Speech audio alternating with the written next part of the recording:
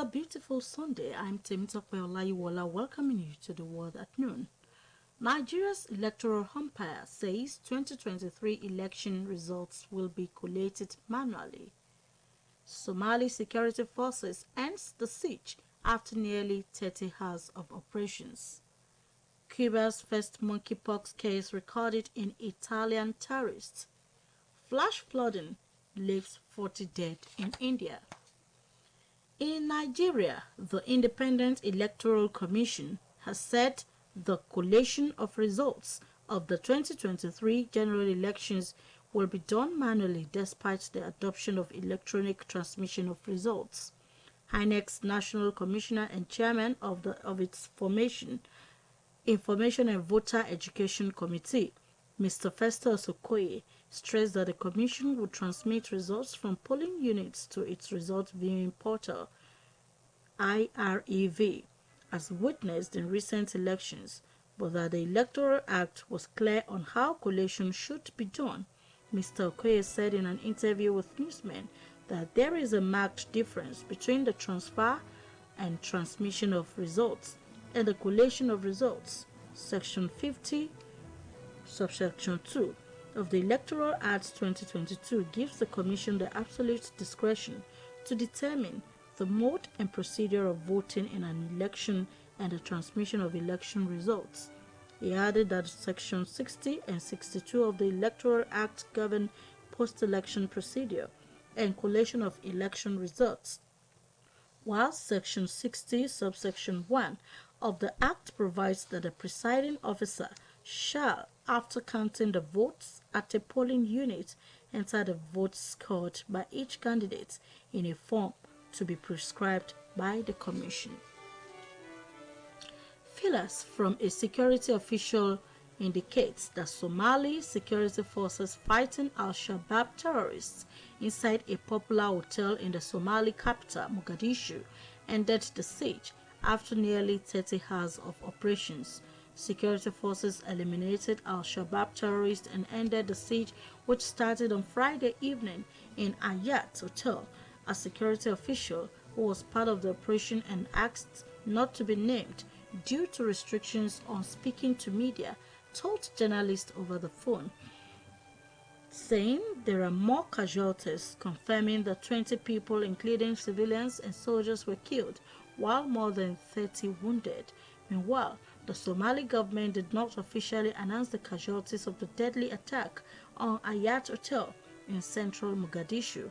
Al-Qaeda-affiliated terror group Al-Shabaab, which claimed responsibility for the attack, said it had killed 40 people and wounded 70 others in the attack. The hotel was frequented by government officials, humanitarian workers, and diaspora people who returned from abroad to help rebuild the country. Ukraine is set this week to mark 6 months since the Russian invasion. President Volodymyr Zelensky said in his daily address that Ukrainians have proven that they are invincible as well as their defenders. President Zelensky said Ukrainians still need to fight, persevere, and endure, unfortunately, a lot of pain.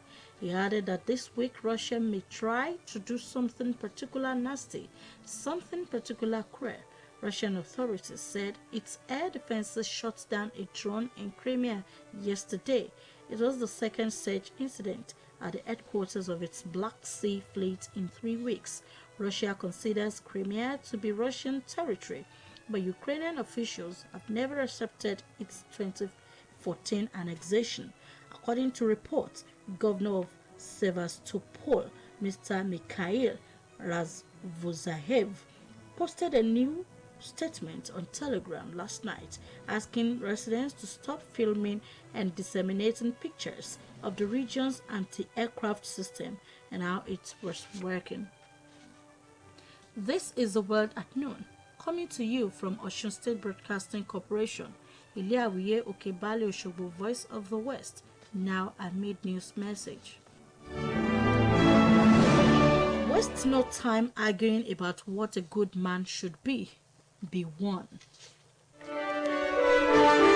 The daughter of a man described as the spiritual guide for the Russian invasion of Ukraine has been killed in a car bomb near Moscow.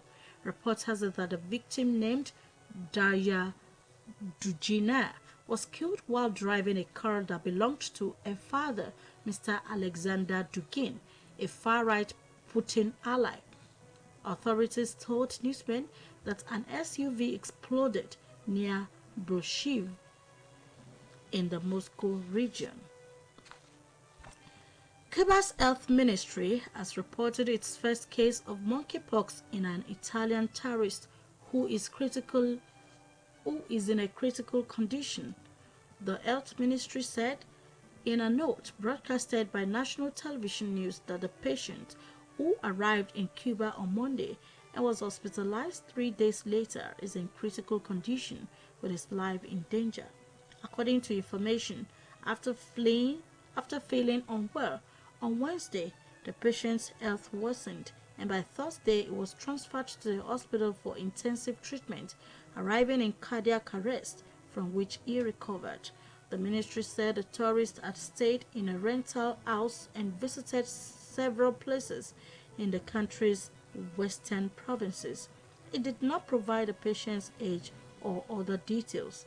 The ministry said it would carry out an approved protocol for dealing with monkeypox. At least 40 people have died and several are missing in flash floods triggered by intense monsoon rains in northern India over the past 3 days. The rains inundated hundreds of villages, swept away mud houses, flooded roads, and destroyed bridges in some parts of Himachal Pradesh and Uttarakhand state. The Indian Meteorological Department forecast more heavy rain for the region in the next 2 days. The Indian government today said the landslides and flooding in the Himalayan state of Himachal Pradesh had killed at least 36 people. Hundreds were taking shelter in relief camps and after being displaced from their flooded homes. And here again are the highlights of the world at noon.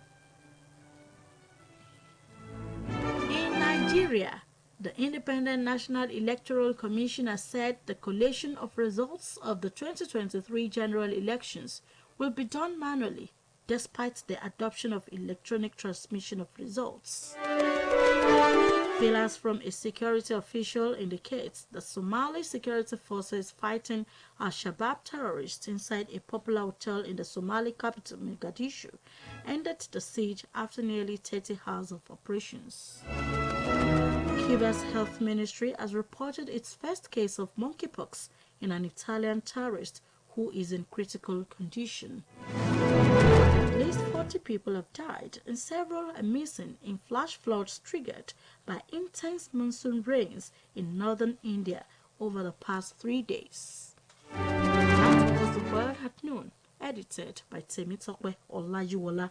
For more about us, visit www.osbcng.org. Thanks for listening. Good afternoon.